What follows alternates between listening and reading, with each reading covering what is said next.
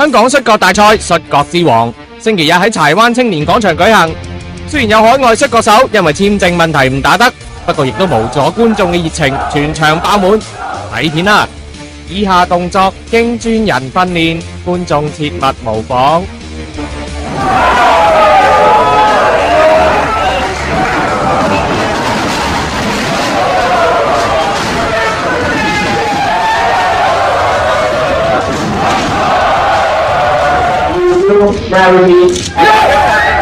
尾場重頭戲之前，司儀哥哥仲投分，真係估你唔到，好 sweet 啊！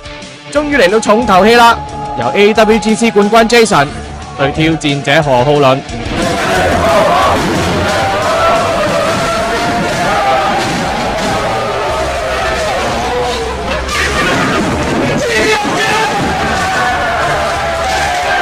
打到落台。